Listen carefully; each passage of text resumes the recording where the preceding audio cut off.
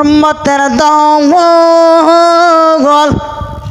আমাদের এলাকাবাসীর মধ্যে আল্লাহর ঘর মসজিদের মধ্যে ইমাম সাহেবকে রাখা হয় ইমামতি করার জন্য। তারা আইসা ওর বাড়ির মতো শ্বশুর বাড়ির মতো খাওয়ার রাজনীতি করে, ঠিক কিনা? ওই রাজনীতি করা কে চাই না? আমাদের ওই রকম ইমামকে রাখতে চাই নাকি? ও নবীর উম্মতের দল আমি কি দিয়া বুঝাবো ও গ্রামের যুবক রে,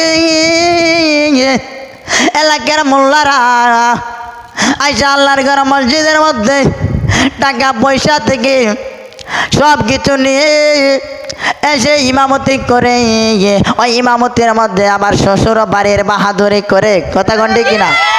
ওই শ্বশুর বাড়ির বাহাদুরি যে করে তারা বাবার হোটেলে তো খাই না রে নবীর উম্মতের দল, খাই তো এলাকাবাসীর হোটেলে নিজের হাত দিয়ে টেরা পাই না। কই মাঙ্গাস মাছ খাই নাই আমি, পোলট্রি মুরগা খাই নাই আমি, ফার্ম মুরগার ডিম খাই না, কাটাওয়ালা মাছ খাই না। যদি দাও গো আমার বাগাত তাহলে তোমরা দেশি মুরগার রান্ধিয়া দিও, কারণ আমি হলাম ইমাম সাহেব। আমাকে তোমরা পোলট্রি মুরগা দিও না, লতি দিও না, কচু দিও গো না, কথা গন্ডি কিনা?